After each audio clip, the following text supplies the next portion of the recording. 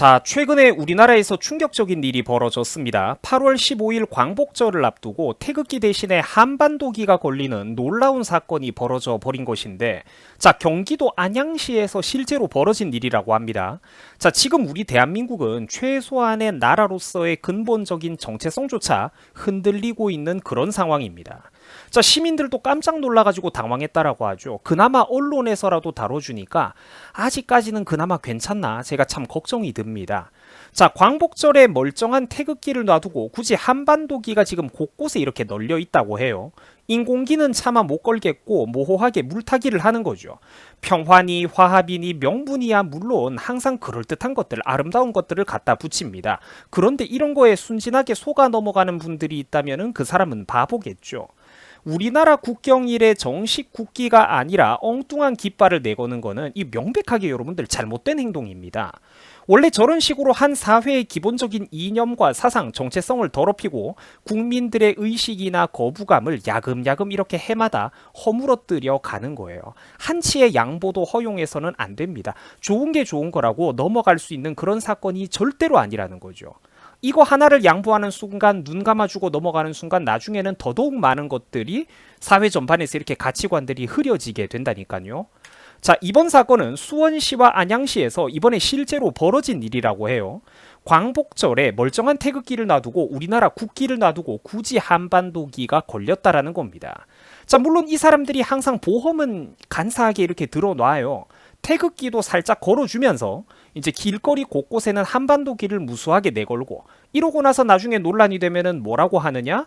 태극기랑 한반도 우리는 둘 다 같이 걸었다, 이런 식으로 교묘하게 물타기 하면서 빠져나간다라는 겁니다. 굉장히 그러니까 하는 행동들이 치졸하고 비겁하죠.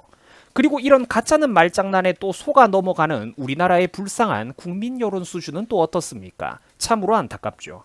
이런 불온한 움직임들을 사소하게 생각하면서 하나 둘 허용해주고 넘어가면은 안 됩니다. 이게 왜 나중에 큰 문제가 될 수 있는지 아무리 설명을 해줘도 근데 이상론자들은 이해를 못하고 있다는 거죠. 15일 오늘 수원시와 안양시에서는 양도시 모두 한반도기 개양식을 가졌다라고 해요. 그 참석한 사람들이 가관인데 양도시의 시장은 물론이고 또 물론 이름만 들어도 피곤한 시민단체들이 딱딱하고 여러분들에게 등장합니다. 한 번씩 읽어드릴게요. 6.15 공동선언 실천 남측위원회라든지 남북교류협력위원회라든지 자, 뭐 민주, 평화, 통일 뭐 이런 것들 간민단체들, 킹민단체들이 무수하게 등장을 하고 있어요. 이름만 들어보셔도, 단어만 들어보셔도 벌써부터 정치 뉴스 익숙한 분들은 두통이 아파오는 거 느껴질 겁니다. 그죠? 자, 당연히 정상적인 시민들이나 네티즌들은 화가 나가지고 강력하게 항의를 하고 있는 상황입니다.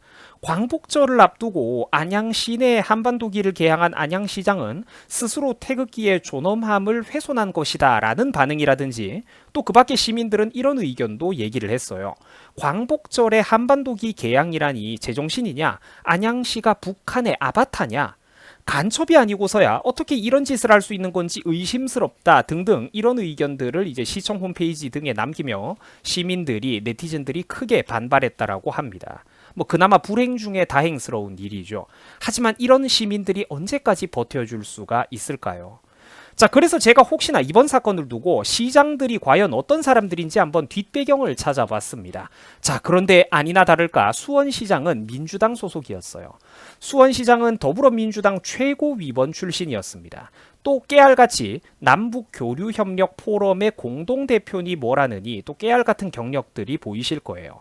자, 그리고 이번에 함께 문제가 됐던 이 지금은 이제 수원시장이고 안양시장 같은 경우에는 전남 해남 출신이었다라고 합니다. 그리고 또 수원시, 안양시 두 시장 모두 당연히 민주당의 소속이었다라고 해요.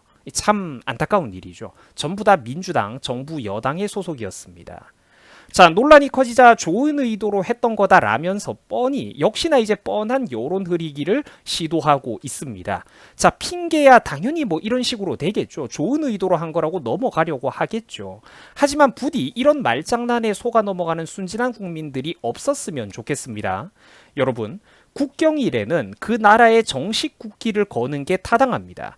자꾸 평화가 어떻고 좋은 의도가 어떻고 하면서 한반도기처럼 정체성 모호한 깃발로 사회 제도권대로 야금야금 침투해오는 이런 것들을 절대로 간단하게 묵과해서는 안 됩니다.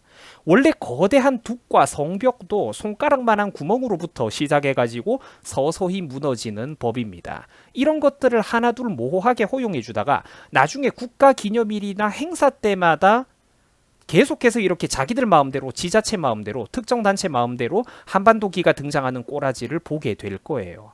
자, 사랑하는 유튜브 시청자 여러분, 이 세상에 평화를 누가 싫어하겠습니까? 평화를 싫어하는 사람이 세상에 어디 있어요? 유튜버도 당연히 사람인데 편안하게 잘 먹고 잘 살 수만 있다면 왜 그런 거를 싫어하겠습니까? 그러나 안타깝게도 이 세상에는 우리같이 좋은 사람만 있는 게 아니에요. 믿을 수 없는 사람도 있고 사기꾼도 있습니다. 이 세상에는 대화로 좋게 풀리는 사람이 있는 반면에 대화가 통하지 않는 악의로 가득 찬 사람도 있는 법이라는 얘기입니다. 북한은 대화가 통하지 않는 외교 상대라는 것을 지난 수십 년 동안 스스로 증명해 보였습니다. 외교 파트너로 도저히 믿을 수 없는 상대라는 것을 자기들 스스로 수십 년 동안 증명해 왔다라는 거예요.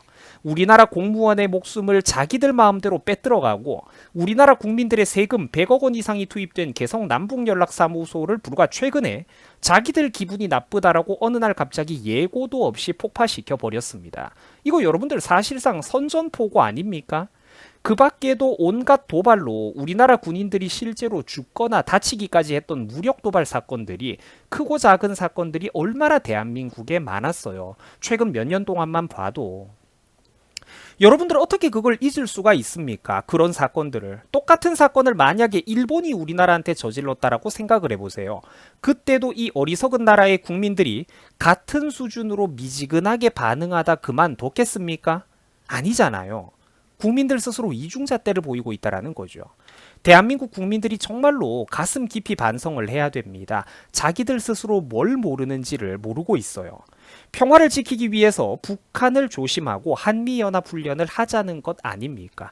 평화가 중요하다라는 걸 알기 때문에 그거를 지키기 위해서 북을 조심하고 경계하고 한미연합훈련을 하는 것 아닙니까? 왜?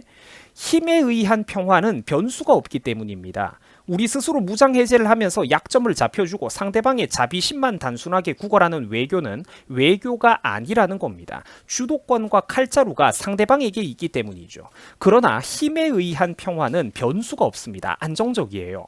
그래서 우리가 스스로 남북관계의 주도권을 확실하게 틀어쥐고 있는 상황 하에서 무슨 다음 단계를 논해도 논하는 것이고, 애초에 북한과의 대화는 저들이 무력 도발로 우리나라 국민들의 재산과 생명을 실제로 위협한 이후부터는 사실상 의미가 없는 겁니다. 도대체 언제까지 저런 말장난에 속아 넘어가가지고 세금 낭비, 시간 낭비, 감정 낭비하고 살 생각입니까?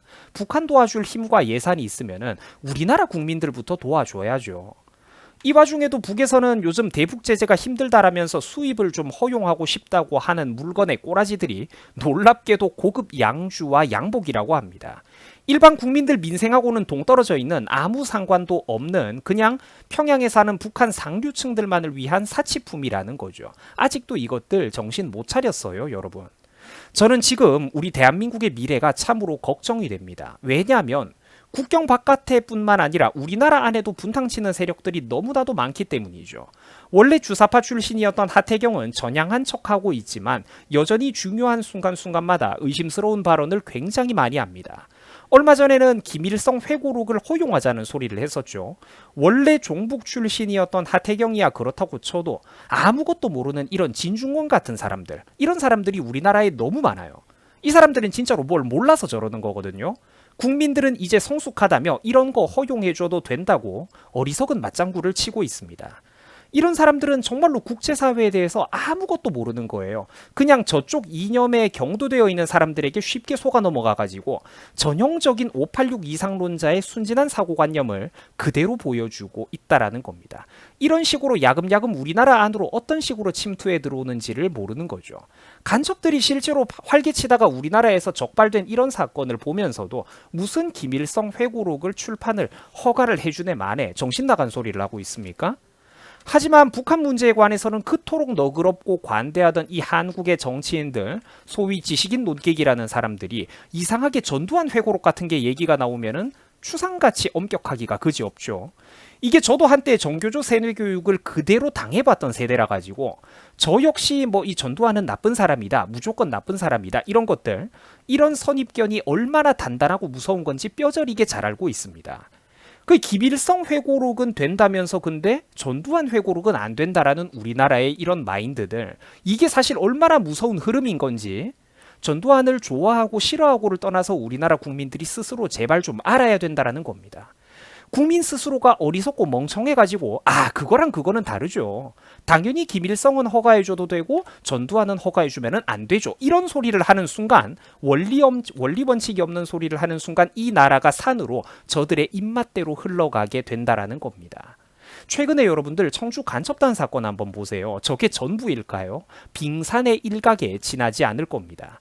이 세상에 여러분들, 제가 분명히 얘기하지만 이 세상에 평화를 싫어하는 사람은 아무도 없습니다. 그러나 우파 사람들은 전쟁 광이 아니라 대화가 안 통하니까 구체적인 대비를 해두자라는 겁니다. 아직까지도 순진한 생각을 가지고 있는 국민들은 정말로 이거는 지능의 문제이고 투표권이 아까운 일입니다. 자기 혼자 어리석고 꿈속에서 살면은 상관이 없는데 엄한 다른 사람들의 운명까지 불구덩이 속으로 끌고 들어가는 그런 사람들이야말로 세상에서 가장 나쁘고 어리석은 사람들일 것입니다.